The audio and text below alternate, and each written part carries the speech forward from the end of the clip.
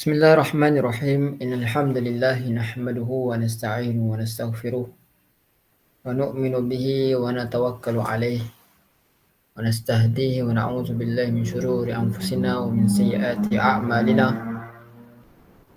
من يهده الله فلا مضل له ومن يضلل فلا هادي له أشهد أن لا إله إلا الله وحده لا شريك له وأشهد أن سيدنا محمدا عبده ورسوله ونصلي ونسلم على رسول الكريم أما بعد.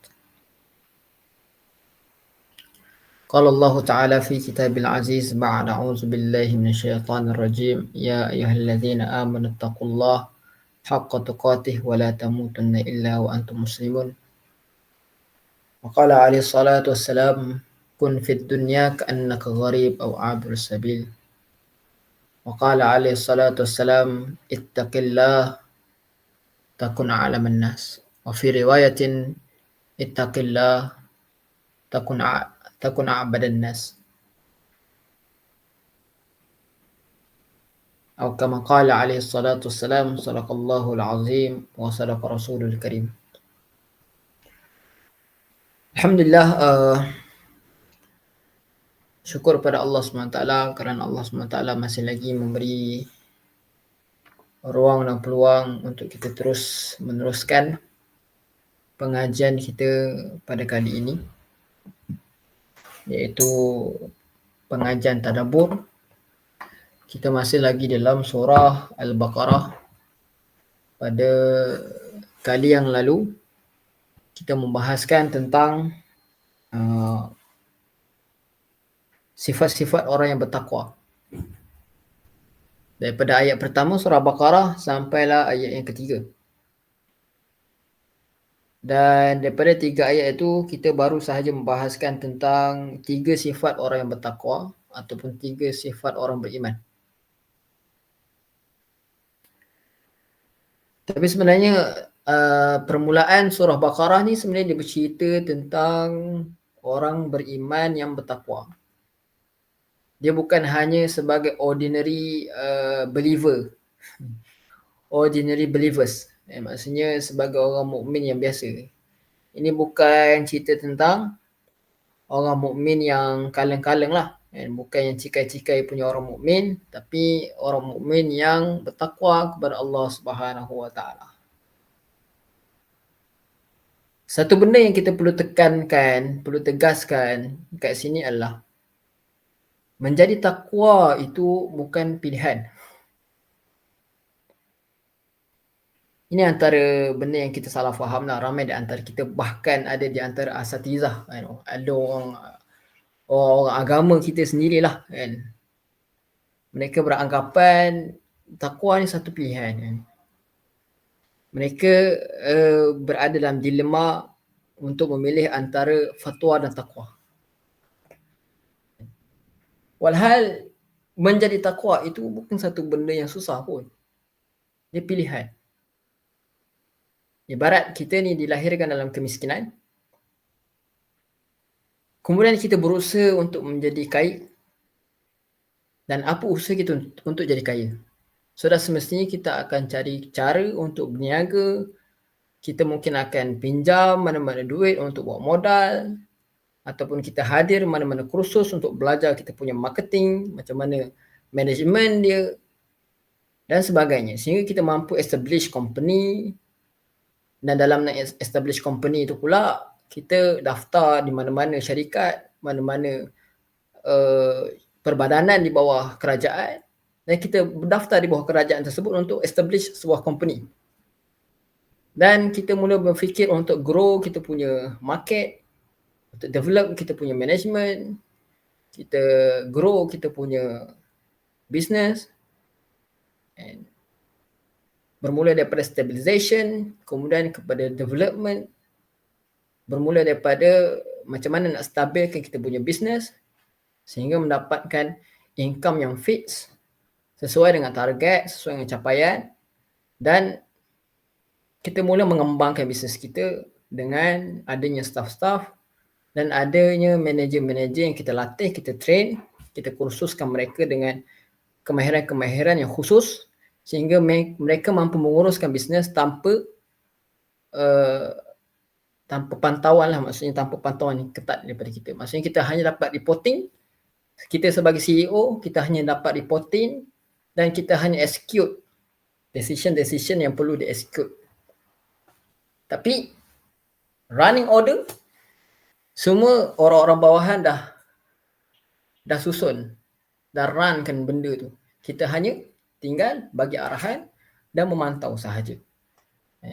Kita tinggal goyang kaki dan duit masuk. So, untuk menjadi kaya ataupun untuk mendapatkan harta, kita punyalah fikir macam mana nak buat kan. So, benda yang sama juga sebenarnya untuk menjadi orang yang bertakwa kepada Allah Subhanahu Wa Taala, dia bertahap. Dan dia ada langkah-langkah dia. Kalau contoh dalam bisnes kita ada consultant, kita ada orang yang kita consult, kita ada mentor atau mungkin kita ada leader. Mungkin kita akan belajar daripada mana-mana company macam mana diorang buat bisnes. Mungkin kita akan bekerja dan timba pengalaman di beberapa syarikat sebelum kita buat syarikat kita sendiri. Bayangkan untuk dunia kita kreatif tau. Tapi untuk akhirat, untuk menjadi orang bertakwa kepada Allah Subhanahu Wa Taala ni, kita macam seolah remeh kan.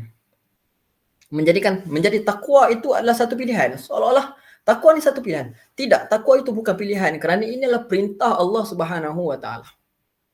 Kalau saya di permulaan mukadimah saya tadi, saya highlight kan, saya ada sebut, saya ada baca kan firman Allah Subhanahu Wa Taala di dalam surah Ali Imran ayat yang ke-102 kan. Allah Subhanahu Wa Taala kata, ya ayyuhallazina amanu, wahai orang beriman.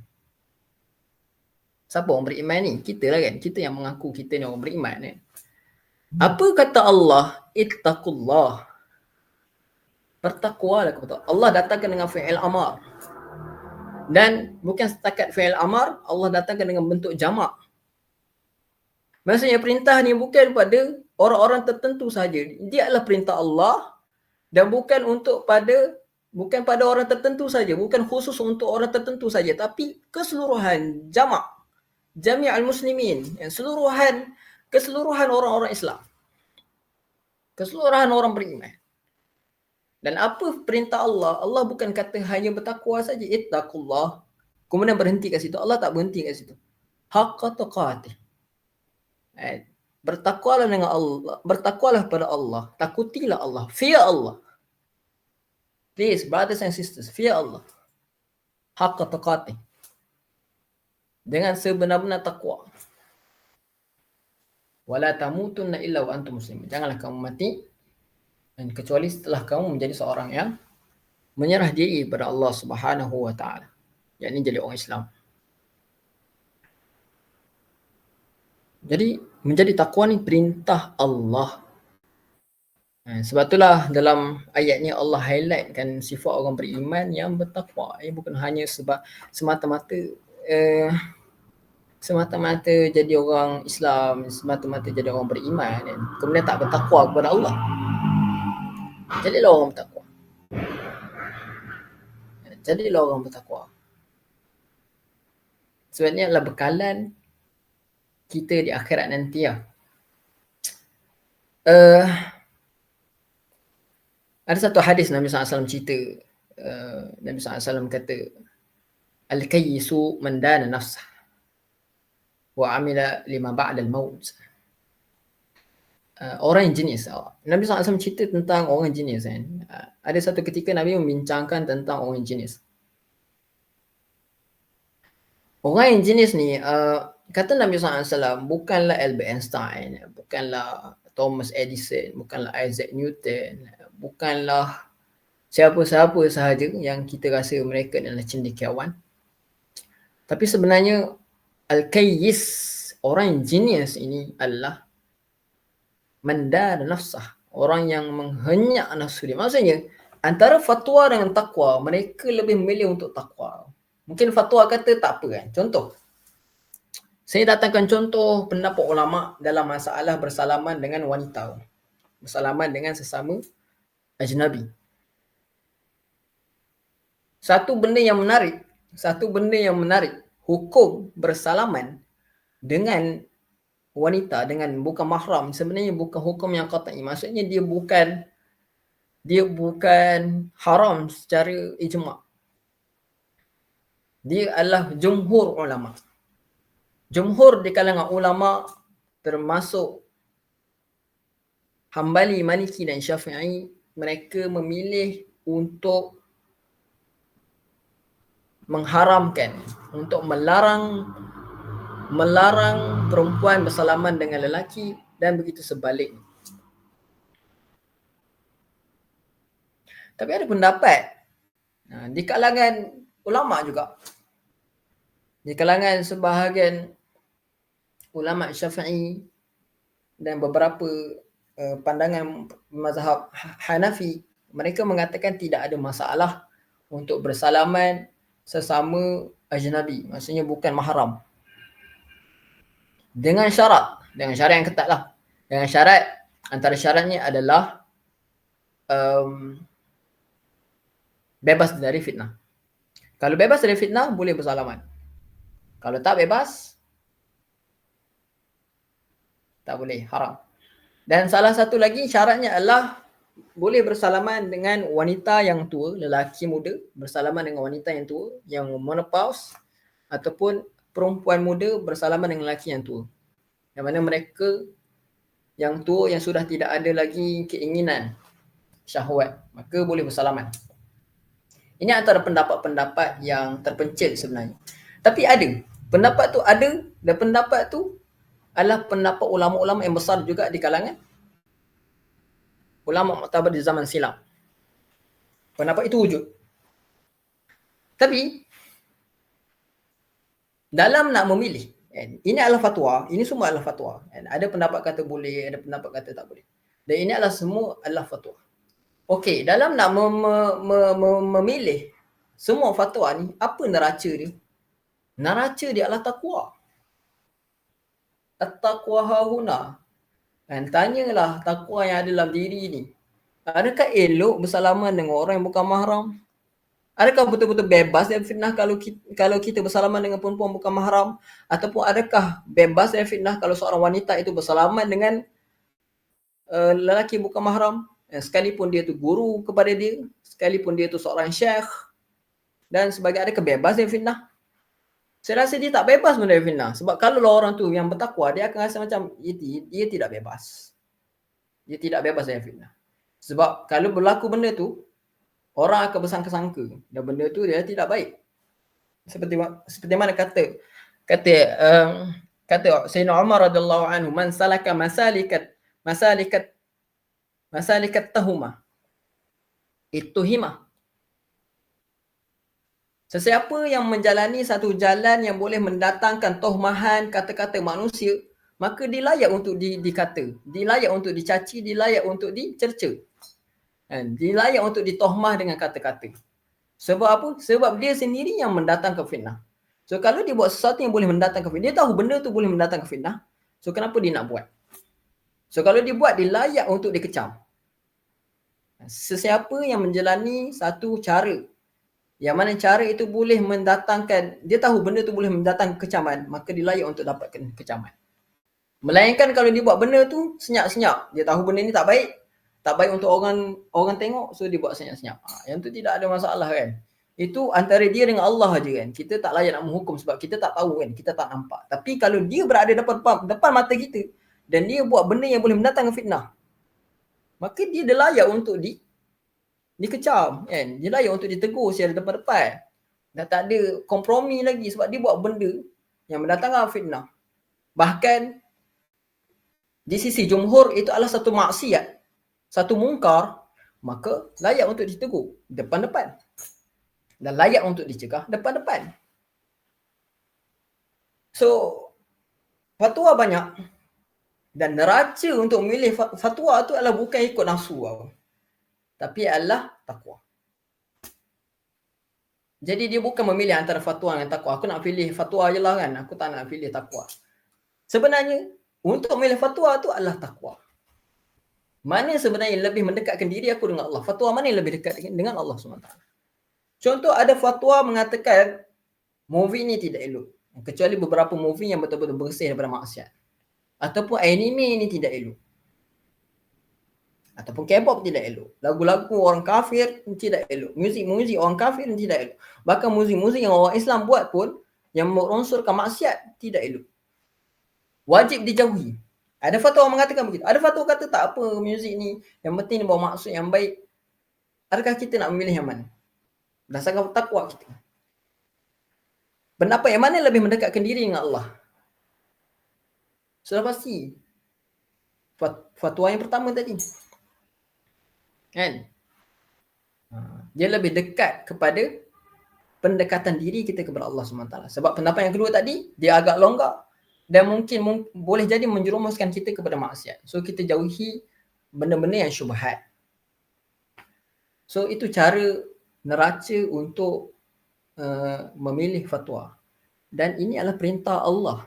Menjadi bertakwa ni, ini adalah perintah Allah. Kan? So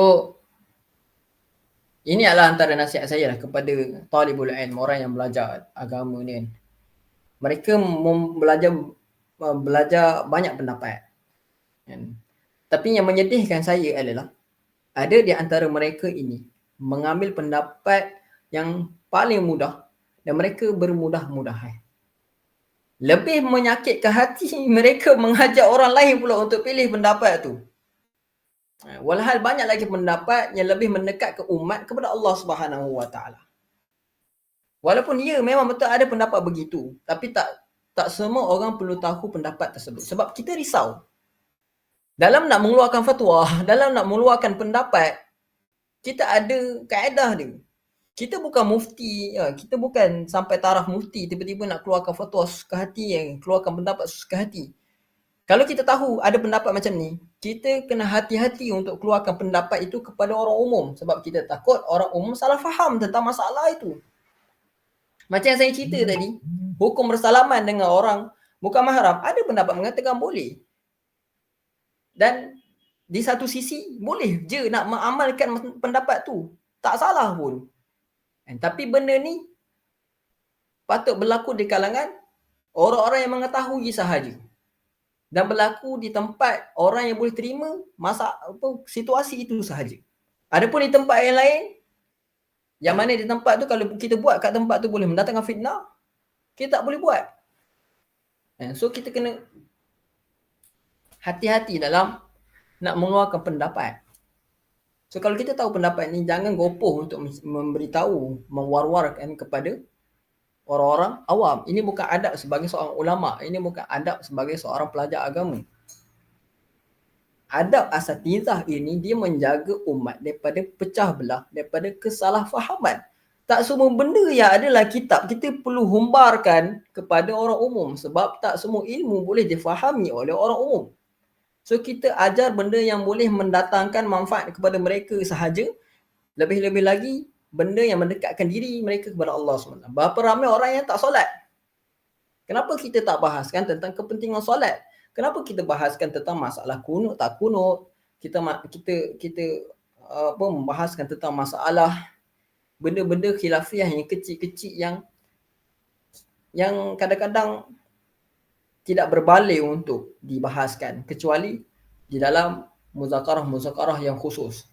Tapi di kalangan orang umum ni, rasanya perlu bagi nasihat-nasihat yang membawa mereka kepada Allah Subhanahu Wa Taala. Adapun hukum-hukum, ceritakanlah kepada mereka, bagi tahu kepada mereka, ajarilah kepada mereka hukum-hukum yang mereka mudah faham.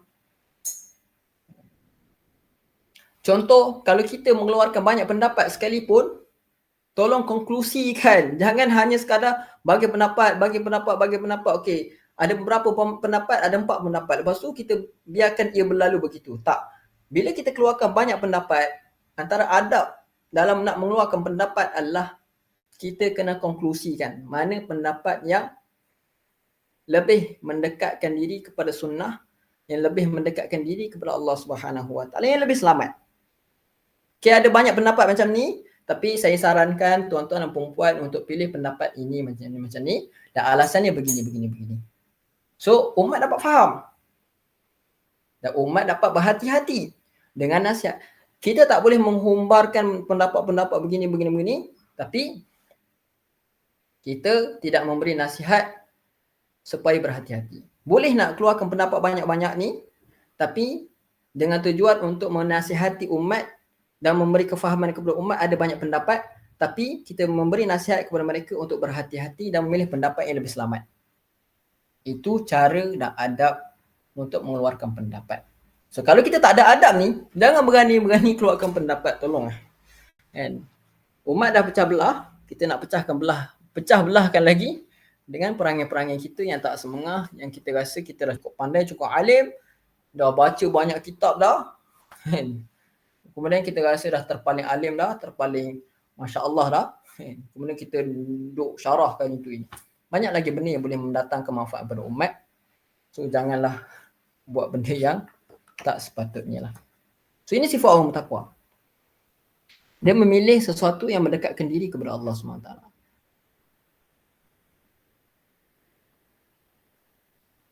Dia tidak buat benda-benda yang mendatangkan sesuatu yang tidak berfaedah. Dia tidak buat benda yang tak berfaedah.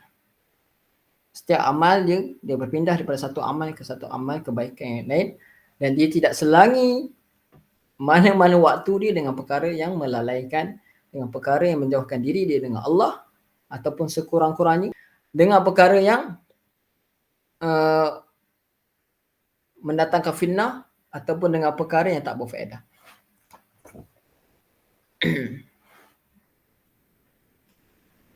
So itulah dia sifat orang bertakwa.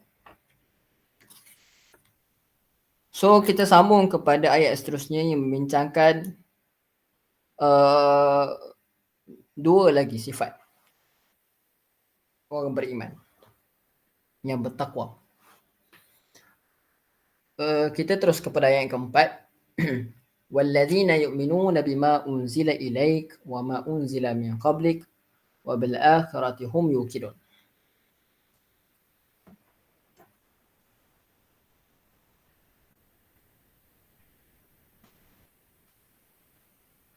Dan orang-orang yang beriman, orang bertakwa itu adalah, apa lagi sifat dia adalah, dan orang-orang yang beriman, al-wallazina, dan orang-orang yang yu'minun, orang-orang yang beriman, bima, dengan apa, unzila ilaika, dengan apa yang diturunkan kepadamu, yakni kepada Nabi SAW. Maksudnya sifat orang beriman, sifat orang bertakwa ni, sifat yang keempat adalah mereka ini beriman dengan apa yang diturunkan oleh Nabi SAW, itu Al-Quran. Apa yang ada dalam Quran ni mereka beriman sepenuhnya. Bila Quran kata wala taqtumul haqqa bil batil wa antum ta'lamun, mereka tak buat. Bila Al-Quran kata jangan kamu campur adukkan perkara yang batil dengan perkara yang hak sedangkan kamu mengetahui, mereka terus tak buat. Sebab mereka berpegang dengan satu ayat lagi, iaitu afatu'minuna bi ba'dil kitab wa takfuruna bi ba'd. Ini adalah satu soalan daripada Allah Subhanahu Wa Taala kepada orang-orang Yahudi, yang mana Allah SWT mempersoalkan sikap mereka.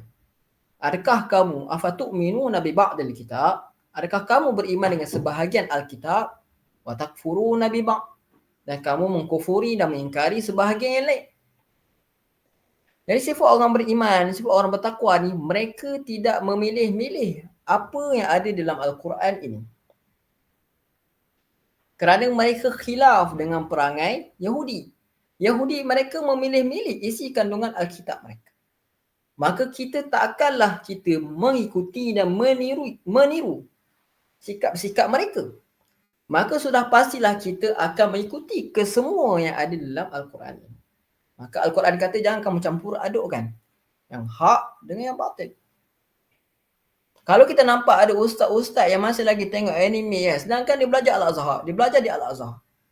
Nampak ustaz-ustaz yang bermain game sedangkan dia belajar di Madinah, maka kita tak boleh ikut dia.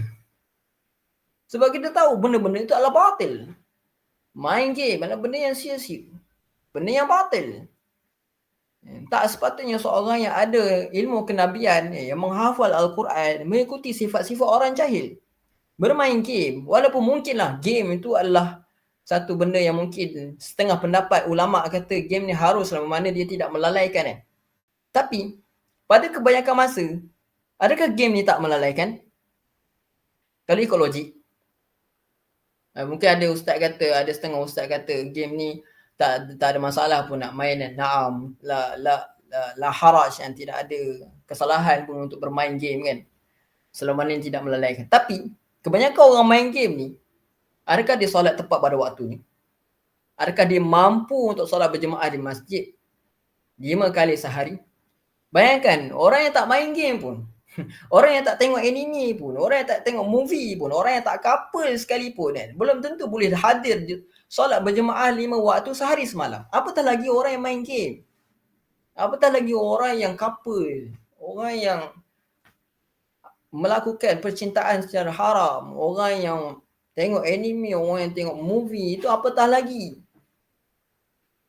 Orang yang menghabiskan waktu dengan benda yang sia-sia, yang langsung tak mengingatkan diri dia pada Allah Subhanahu Wa Taala. Adakah dengan main bola? Adakah dengan main bola tu tak masalah lah kan, sebab dia riadah kan. Tapi main game. Main game kan. Yang mana tak berpeluh langsung pun perbuatan itu. Bahkan merosakkan mata, merosakkan otak sebab terlalu banyak konsum dopamin di dalam otak dia kan. Bila otak ni terlalu banyak konsum, terlalu banyak konsum dalam bahasa Inggeris, bahasa Melayu saya tak tahu kan. Bila terlalu banyak mengeluarkan hormon dopamin ataupun terlalu banyak menggunakan atau menghadamkan hormon dopamin dalam otak ni, maka otak ni akan jadi brain fogging.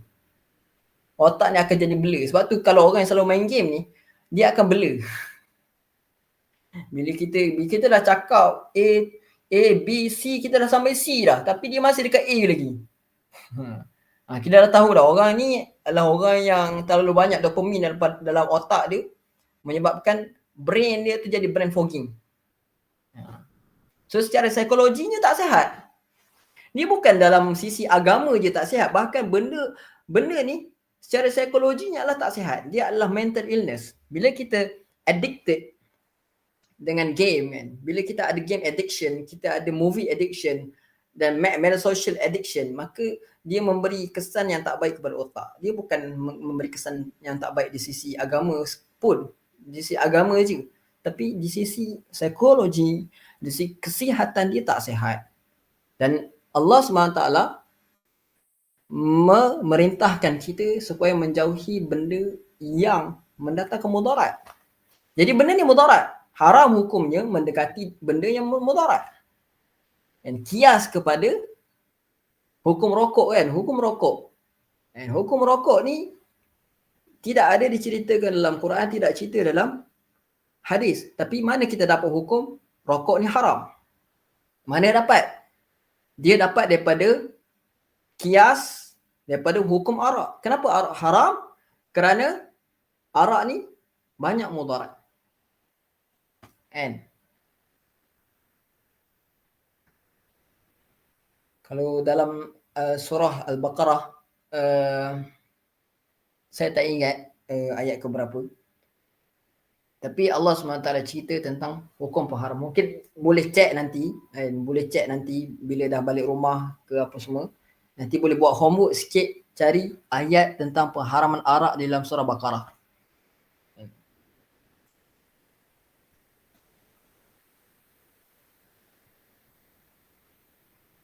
Jadi dalam ayat tu Allah SWT kata ada manfaat tapi banyak mudarat. Sebab tu Allah haramkan arak. Maka begitu juga dengan tadkhin, dengan rokok. Rokok ni mudarat lebih banyak daripada manfaat. Jadi bila mudarat, maka haram untuk kita mendekatinya. Sebab kias kepada hukum arak tadi. Arak ada manfaat juga. Tapi itu pun diharamkan sebab dia ada banyak mudarat. Maka apatah lagi dengan rokok. Rokok ni memang confirm membawa mudarat. Tak nampak apa manfaat dia kan, tak nampak apa kebaikan dia kan, semua mudarat. Maka apatah lagi, kena tinggalkan. Maka begitu juga dengan game. Game ni apa manfaat dia? Meningkatkan IQ, meningkatkan daya fokus? Saya rasa tak.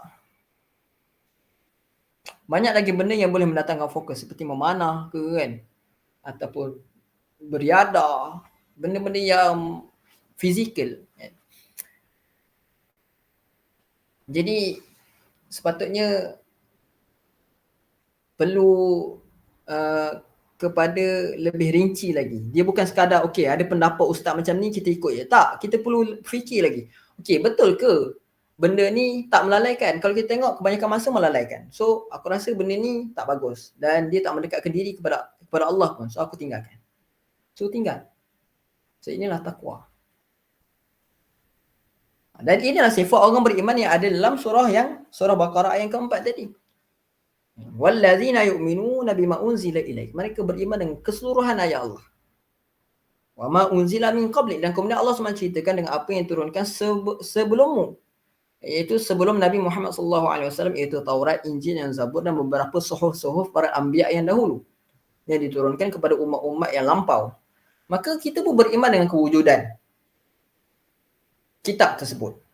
Cumanya seperti yang saya bahaskan sebelum ni pada kali yang lalu, pada waktu saya membahaskan ayat 1, 2, 3 surah Baqarah tadi, saya pun ada cerita tentang beriman. Bagaimana kita beriman dengan kitab-kitab sebelum ni. Mungkin tuan-tuan dan puan-puan, penonton-penonton yang di luar sana boleh lihat balik rakaman video saya yang lalu. Tadabbur surah Baqarah ayat 1 hingga 3. Kat situ saya dah bahaskan secara rinci bagaimana kita beriman dengan kitab-kitab yang terdahulu. Okay. Yang tu saya tak perlu bahaskan dah. Okay. So ini sifat orang beriman yang bertakwa. And sifat yang keempat itu beriman dengan keseluruhan kitab-kitab Allah. Makna kata apa? Makna kata kita beriman dengan keseluruhan hukum-hukum Allah. Dan ini orang bertakwa. Sebab tu maksud takwa adalah mengamalkan segala perintah Allah dan menjauhi segala larangan Allah Subhanahu Wa Taala. Itu sifat orang beriman. Kemudian sifat orang beriman yang kelima ialah wabil akhirati hum yuqinun. Sifat orang beriman yang bertakwa ini, dia bukan hanya beriman, dia bukan hanya percaya secara ilmu yakin, secara pengetahuan sahaja bahawasanya akhirat tu wujud. Dia bukan hanya beramal soleh dengan hanya beriktikad bahawasanya akhirat itu wujud. Tapi dia buat tu dengan ainul yakin dan haqqul yakin. Dengan dia rasa betul-betul, dia yakin betul-betul akhirat tu wujud. Seolah dia merasa akhirat ni esok lah.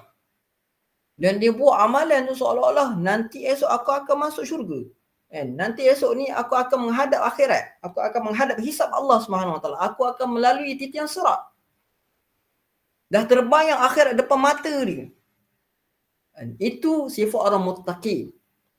Bila orang muttaqin ni dia dah terbayang-bayang akhirat, adakah dia berani-berani nak main game? Adakah dia berani-berani nak buat benda yang sia-sia? Adakah dia berani-berani nak buat benda-benda yang mendatangkan murka Allah? Adakah dia berani nak mengumpat? Bayangkan orang yang ada akhirat depan mata dia, orang yang yakin dan dia terbayang akhirat depan mata dia. Benda-benda yang kecil pun kan, benda-benda yang makruh ataupun benda-benda dosa kecil pun dia takut nak buat, apatah lagi dosa besar. Sebab dia nampak akhirat.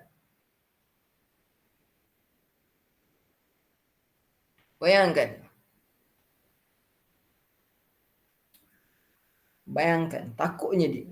takutnya dia menyalahgunakan hak orang lain. Contoh,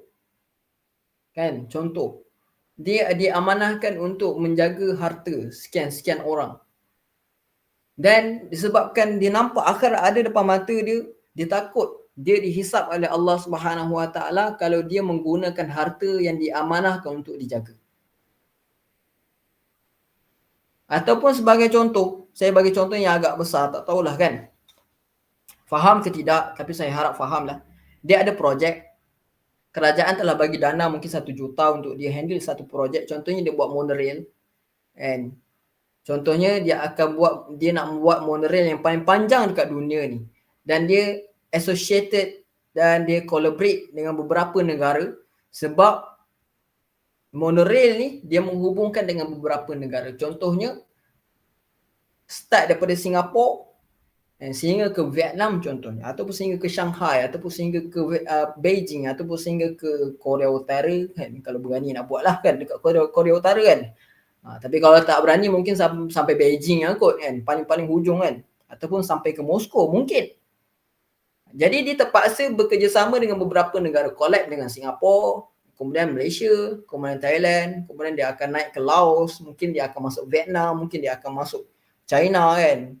Bermula dengan Hunan, Hubei, Hebei, Yunnan dan sebagainya, kemudian masuk ke Xi'an, kemudian Shanghai, naik atas lagi ke Beijing dan sebagainya. Mungkin akan masuk gurun Gobi, Manchuria dan sebagainya. Kemudian pergilah ke barat sikit, masuk ke Moskow. Mungkin sampai situ. Ataupun kalau nak tambahkan lagi kan, dia akan associate dengan semua negara-negara Europe yang ada. Dia akan masuk Jerman, dia masuk Itali, kemudian dia masuk Switzerland, Austria, kemudian masuk Hungary, kemudian dia masuk Spain, France, kemudian UK susah sikit lah nak kena lintas, nak kena seberang laut kan. Mungkin sampai Spain je, ataupun sampai Portugal kan. Mungkin sampai situ kan. Dia akan associate, dia akan collaborate dengan beberapa negara dan membabitkan beberapa pelaburan-pelaburan yang asing yang mungkin menghabiskan berbilion-bilion bahkan bertrilion-trilion duit USD. Bayangkan kalaulah projek tu buat kat Malaysia dan kerajaan memberi dana mungkin around 2.5 billion macam tu. Kemudian dia handle benda tu. Dia handle projek tu. Syarikat dia handle projek tu bersama dengan beberapa partnership company yang lain, kontraktor, engineer, arkitek dan sebagainya. Kan? So kerajaan telah bagi 2.5 billion untuk buat monorail. Targetnya dalam masa 2 tahun saja. Contohnya tahun 2024, 2026 target siap dah semua projek yang ada kat Malaysia. Maksudnya monorail sepanjang daripada Johor Bahru sehingga ke nak masuk Thailand, mungkin ke Kota Baru mungkin, ataupun ke Perlis apa semua kan.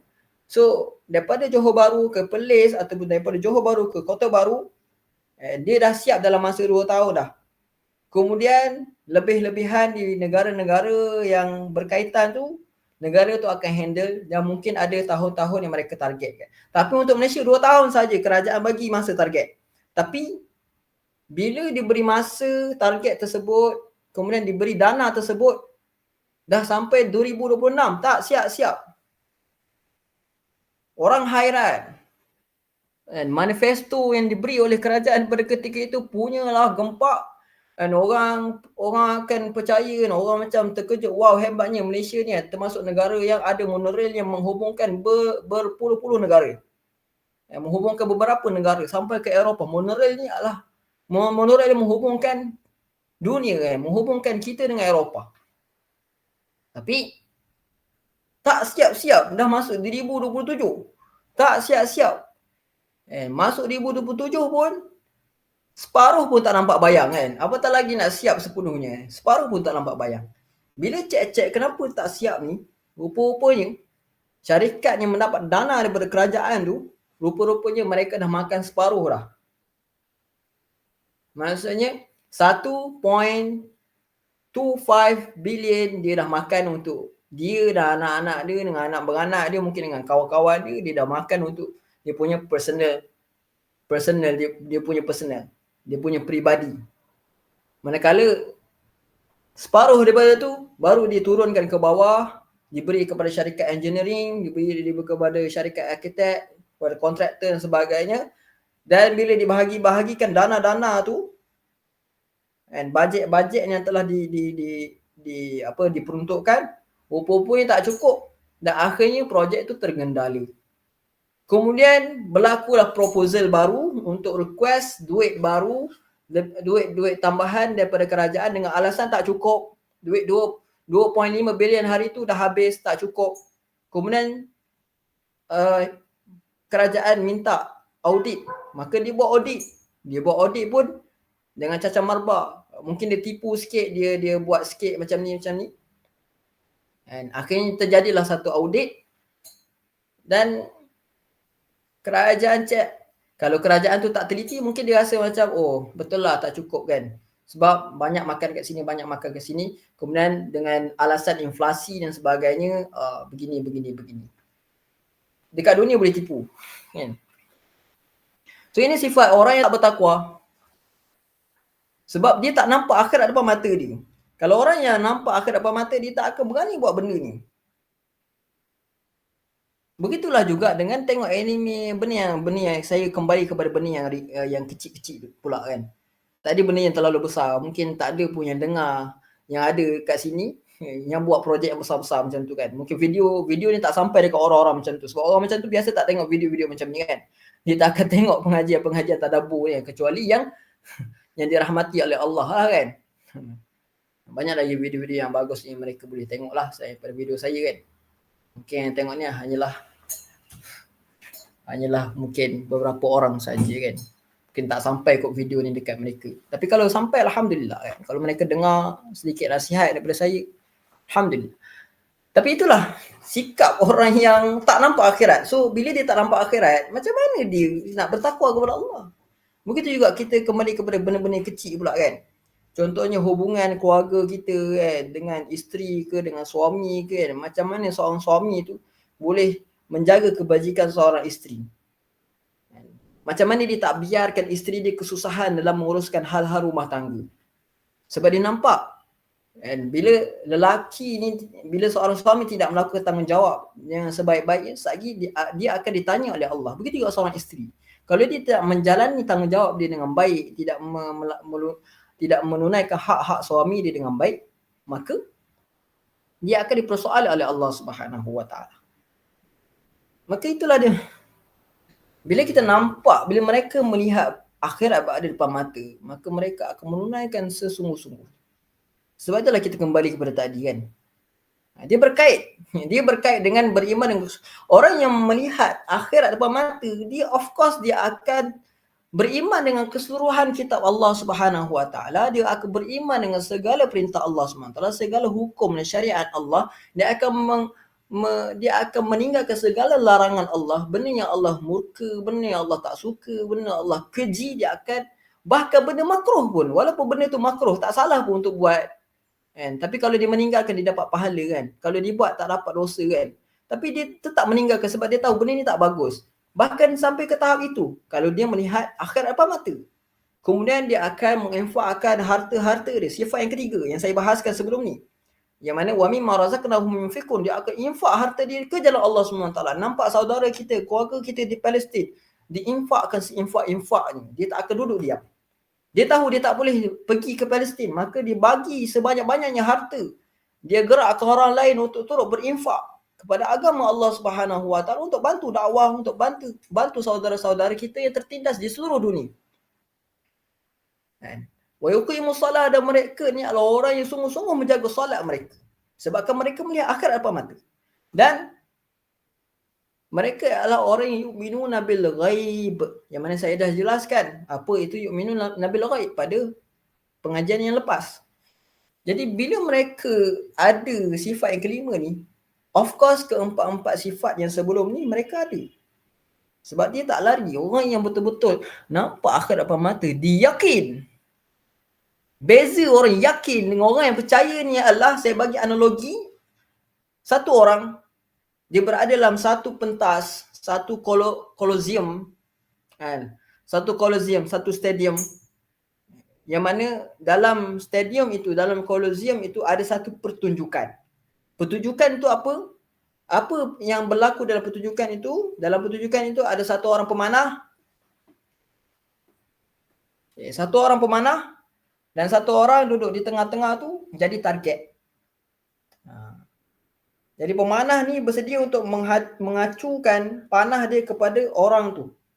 Dan di atas orang yang jadi target tu tadi ada sebiji buah apple. Okay. Dalam situasi ini ada dua contoh. Satu, orang yang duduk jadi target tu, Dan yang kedua adalah orang yang berada di belakang orang yang menjadi penonton. Orang yang jadi penonton, mereka percaya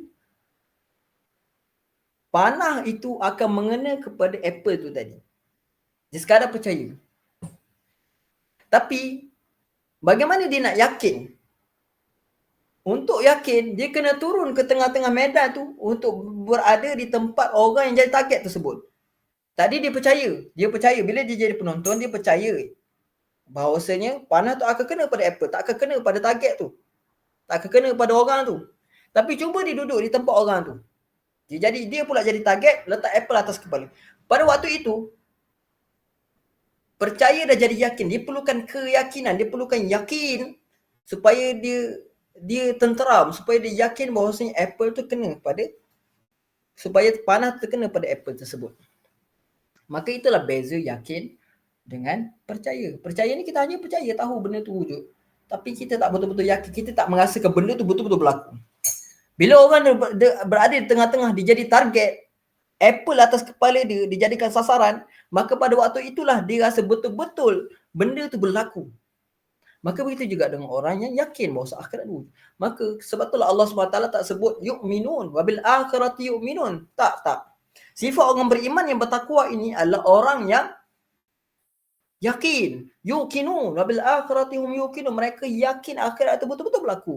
Dan bila dia rasa benda-benda itu betul-betul berlaku, maka dia akan buat segala apa yang Allah sebutkan dalam Quran.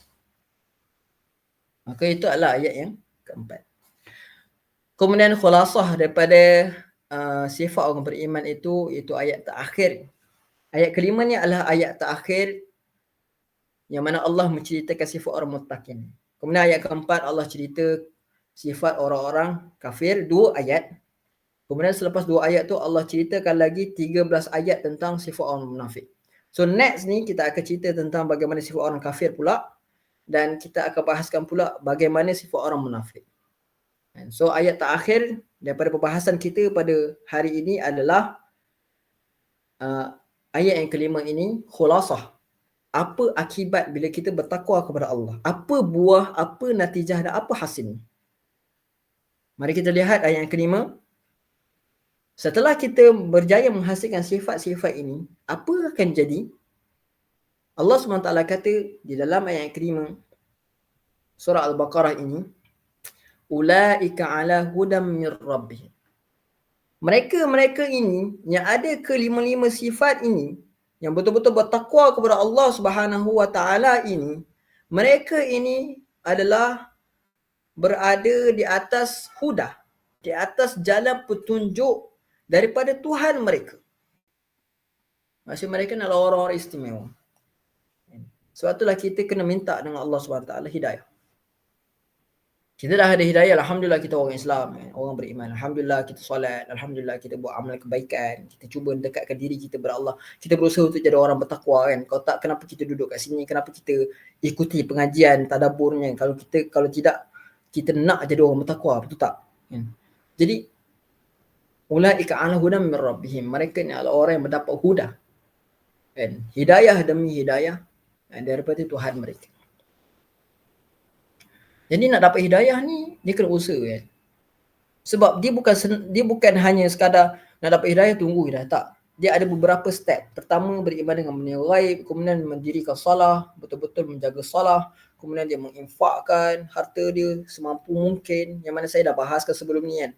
Bagaimana jangan tunggu kaya dulu kan. Bagi semampu yang boleh kan, untuk memajukan, memenangkan Islam ini kan.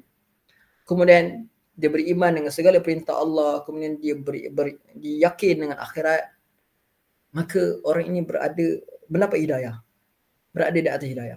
Jadi mendapat hidayah ni kena ada beberapa step. Macam kita buat bisnes, nak dapatkan profit yang banyak, dapat income, margin, meningkatkan margin apa semua, melalui cara-cara step-step. Begitu juga mendapatkan buah muttaqin.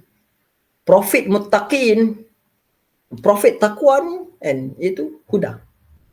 Dia ada beberapa step-step dia untuk menjadi orang bertakwa, dan natijah dia adalah huda, hidayah. Dan yang seterusnya Allah kata wa ulaika humul muflihun, dan mereka ini adalah orang-orang yang percaya. And to be success, the real success is not being a richest person in this world. And untuk menjadi orang yang paling berjaya kat dunia bukan menjadi orang paling kaya kat dunia, tapi menjadi orang yang bertakwa. Fa inna khairaz zadi taqwa. Allah kata dalam Quran, sesungguhnya sebaik-baik bekalan tu adalah takwa. Boleh tengok dalam juzuk yang kedua.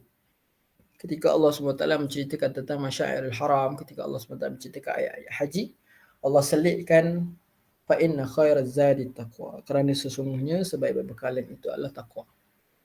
Jadi bila kita nak bertemu dengan Allah SWT ni, zat ataupun bekalan yang kita perlu usahakan adalah takwa.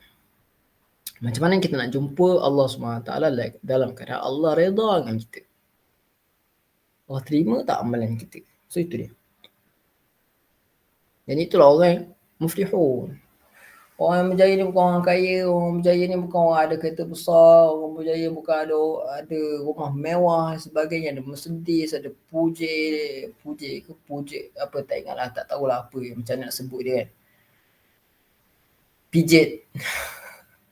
Kereta Peugeot. Chevrolet, Ferrari dan sebagainya, Lamborghini, Bentley kalau motor kan, Kawasaki dan sebagainya.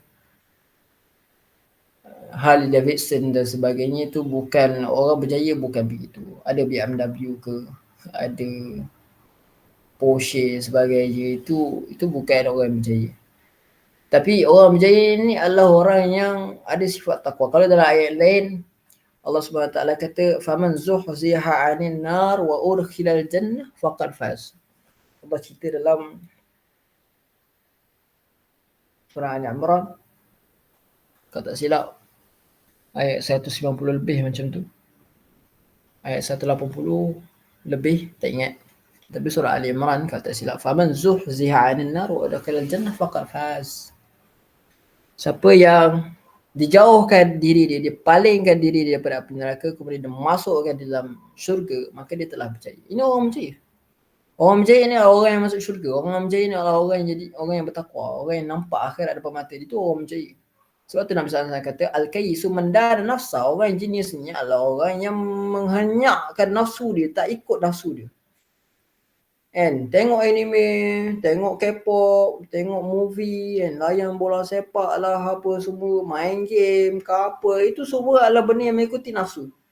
Dan dia dana nafsah, dia menghenyakkan nafsu dia, dia memijak-mijak nafsu dia. Ini adalah orang yang al-kayyis.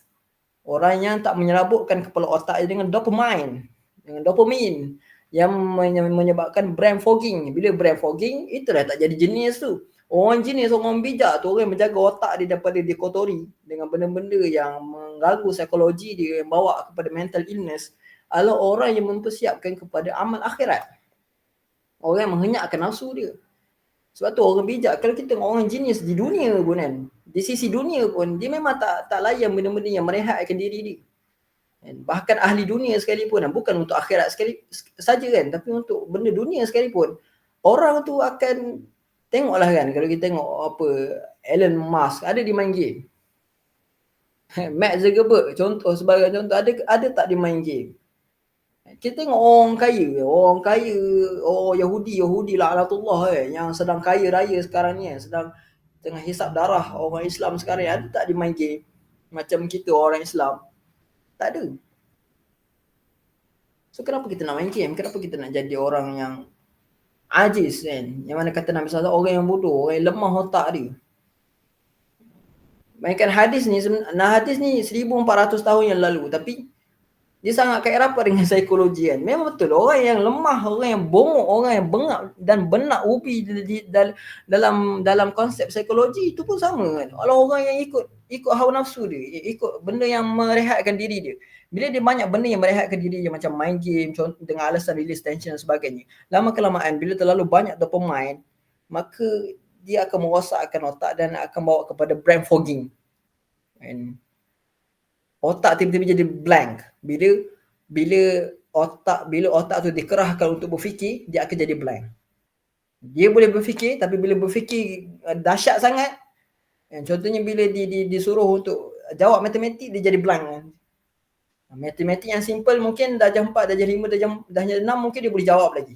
Tapi dah masuk tingkatan 1 punya matematik dia dah blank dah. Otak dia dah blank dah. Sebab apa dia tak boleh dah sampai tahap tu. Ataupun dia duduk dalam mana-mana meeting yang membicarakan tentang operation, tentang POM, production, operation and management, ataupun bercerita tentang technical satu-satu masalah dalam satu company, dia jadi blank. Mungkin 30 minit pertama mungkin dia dah faham, dia faham, dia boleh bagi idea, dia boleh contribute something, tapi bila dah 30 minit seterusnya dia dah blank dan dah mula rasa mengantuk, dia mula tak boleh fikir, dia mula blur. Sebab apa? Terlalu banyak dopamine menyebabkan brain fogging. Itu secara psikologi. Sebab tu Al-Kais, orang yang bijak sana tu, bukan bijak dia dekat sini, bijak dia dekat akhirat sana kan. Adalah orang yang menghenyakkan nafsu dia. Wa amila lima ba'dal maut, dan dia menghasilkan beramal dengan apa yang berlaku selepas mati. Dia mempersiapkan mempersiapkan diri dia kepada kehidupan selepas mati. Kemudian kata Nabi SAW, wal ajizu man atba'a hawahu nafsah wa tamanna 'ala Allah. Kata Nabi SAW, orang yang lemah otak, al-ajiz, orang yang lemah otaknya ataupun orang yang bodoh ni adalah man atba'a hawahu nafsah, orang yang mengikuti orang yang hawa nafsunya mengikuti, orang yang keinginan dia mengikuti hawa nafsu dia. Maksudnya segala benda yang sesuai dengan nafsu dia, main game ke apa semua tu, dia buat. Dan benda tu semua akan melemahkan otak dia. Wa tamanna 'ala Allah, dan ini lagi teruk lah. Bila dah buat benda yang mengikuti hawa nafsu dia, buat maksiat apa semua, lain kali dia kata tak apalah kan. Dia tamanna. Dia pasrah je lah kepada Allah SWT. Allah kan Maha mengampun. Allah ni Maha pengampun. Allah ni Ghafur Rahim. Apa salahnya kan? Nanti Allah ampunkanlah dosa aku. Kan? Tak apalah kan. Kita seronok-seronok dulu. Masalah nanti jadi je lah kan. Nanti kita hadap je lah. Ini antara sikap orang yang bodoh otak ni kan. Ini di sisi akhirat. Bayangkan 1400 tahun Nabi dah bincangkan tentang masalah orang-orang yang mental dia sick. mental dia blur kan. Mental dia fogging kan. Bayangkan 1400 tahun yang lalu Nabi dah cerita dah. Sikap orang yang secara psikologinya bengap. Pertama dia dia cenderung untuk merehatkan diri dia. Dia cenderung untuk buat benda yang dia suka. Dia tak keluar daripada comfort zone. Orang yang selesa berada dalam comfort zone dia tak akan ke mana-mana. And otak dia tak akan berkembang. Dan yang kedua, dia jenis pasrah kepada situasi. And tak apalah, kita suka-suka dulu, nanti masalah datang kita settlekan. Sebab orang yang bijak, dia tak akan buat benda ni. Orang bijak dia akan ready siap-siap apa yang berlaku nanti. Dia ready siap-siap untuk melawan dan mendisiplinkan diri dia. So beza orang genius dengan orang yang terlalu banyak brain fogging, yang terlalu banyak terpemain. Benda ni yang diceritakan oleh Nabi SAW 1400 tahun yang lalu. Cuma tinggal kita je celik ataupun tidak.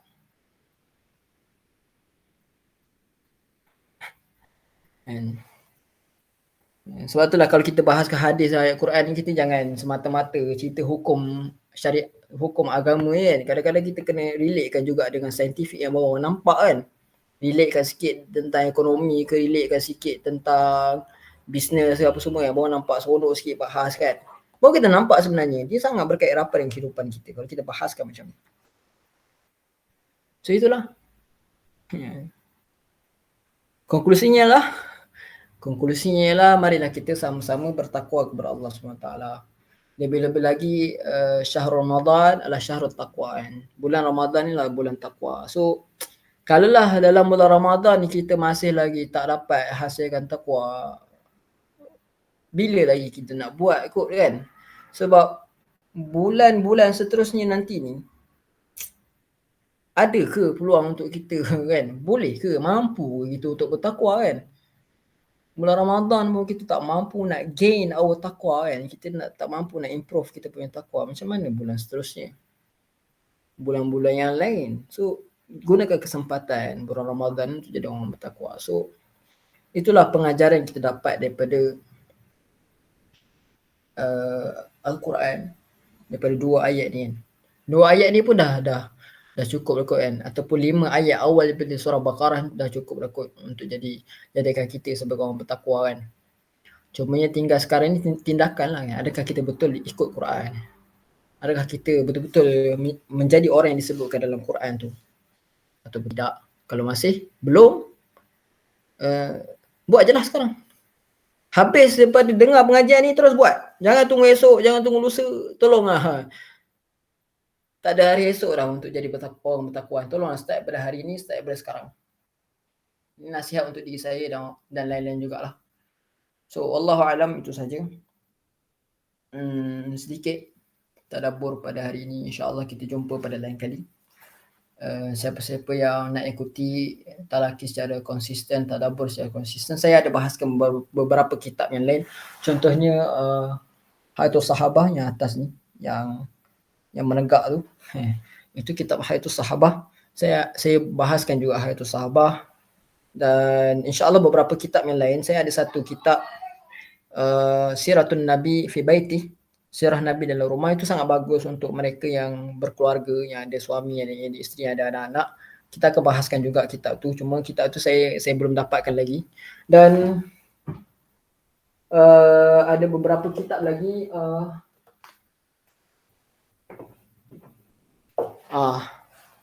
Ni. Kitab yang sangat special, kitab Sayyidah Khadijah. Ini baguslah untuk ibu-ibu ataupun para wanita lah. Saya akan bahaskan kitab ni khusus untuk para wanita. Para ayah-ayah pun boleh ikut, para suami pun boleh ikut, para abang-abang, para lelaki yang lain pun boleh ikut lah.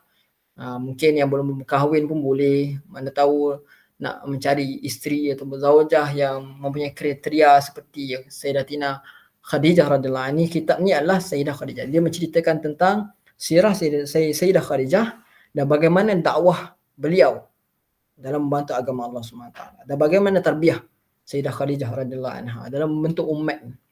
Satu kitab yang sangat bagus. Dia membahaskan bukan sekadar sirah, tapi membahaskan secara dakwah.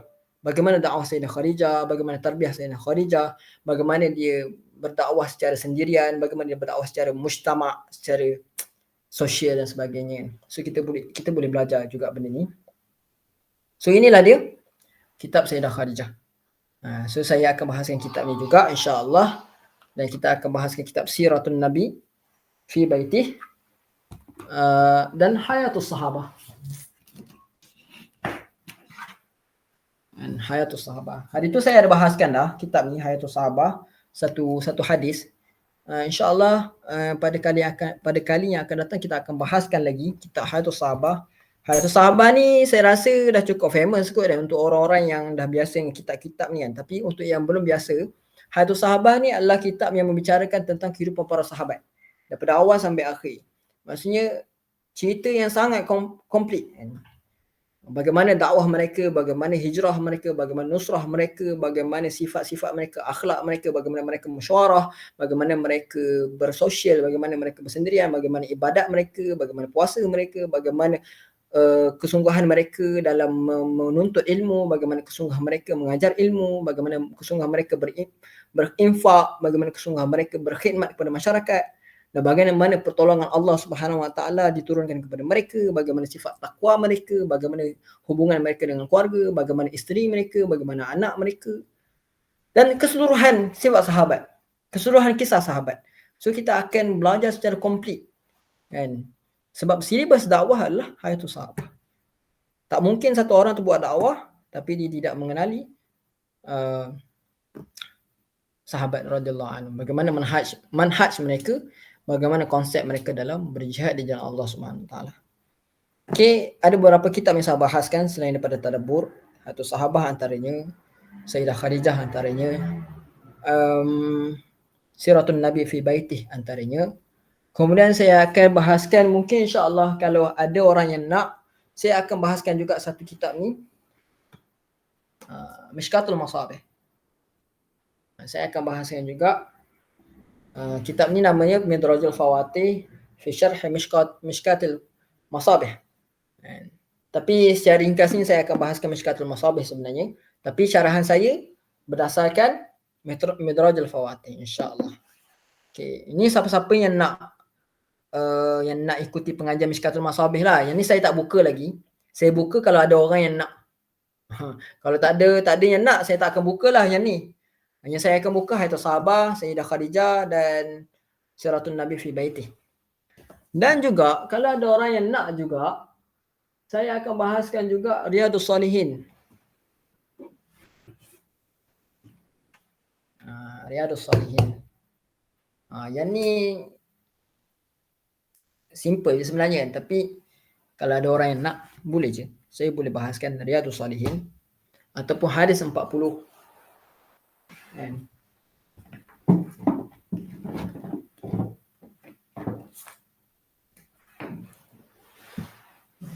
Mana hadis 40? Saya rasa ada kat atas meja ni kan. Dah banyak sangat kitab ni, jadi tak tahu letak kat mana. Kalau rasa macam Riyadhus Shalihin ni banyak sangat kan, yang karangan Imam Nawawi ni, ada satu lagi masterpiece Imam Nawawi iaitu Arba'in Nawawiyah, 40 hadis. So kalau rasa macam tak nak start daripada Riyadhus Shalihin, kita boleh start dengan Arba'in. Matan Arba'in, 40 hadis Imam Nawawi. Kecil ni je. Nanti kita bahaskan 40 hadis yang ada dalam ni. Ni kalau nak 3 kitab ni, and kitab Arba'in Nawawiyah, 40 hadis Imam Nawawi, Riyadhus Shalihin dan Mishkatul Masabih, 3 kitab ni saya akan bahaskan kalau ada orang yang nak. Kalau tak ada yang nak, kita tak buat lah. Tapi kalau nak, kita buat. Tapi kalau untuk yang nak ataupun tak nak, saya akan buat juga adalah kitab ni. Sayyidah Khadijah, Hayatus Sahabah dan Siratul Nabi fi Baitih. Kitab tu saya belum dapatkan lagi, tapi saya akan dapatkan segera. Bila saya dapatkan, nanti saya akan mulakan pengajian dan tadabbur Quran lah, insya-Allah. Tapi yang paling wajib tadabbur Quran lah. Saya akan buat secara frequently. Yang lain-lain ni adalah sampingan lah.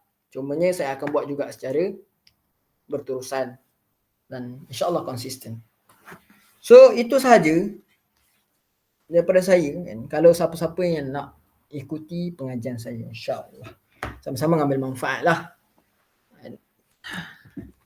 Saya bukanlah orang yang alim sangat pun, tapi saya cuba buat yang terbaik lah untuk umat. Siapa-siapa yang ingin mengambil manfaat, kita buat yang terbaik. Saya sedia berkhidmat untuk anda semua, tuan-tuan, perempuan dan siapa saja yang menonton ni. Saya cuba untuk buat yang terbaik lah semampu saya. Seandainya ada muskilah yang ingin diutarakan, boleh terus direct dengan saya. Siapa yang ada dalam channel Telegram saya, boleh terus komen daripada mana-mana postingan saya. InsyaAllah saya akan respon sesegera mungkin. Ataupun siapa-siapa yang tahu saya punya Instagram, saya punya akaun Facebook, boleh.